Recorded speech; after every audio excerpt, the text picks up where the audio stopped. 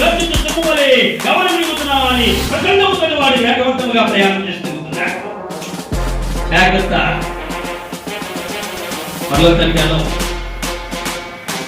పరలోకానికి ఎడలేకుండా కాకానికి నడుస్తుంది కోరుకుంటున్నావు. క్రమంలో యువకులు అమాయకులు అనిపిస్తుంది చంపడం లెక్కగా దెయ్యం శోధిస్తుంది.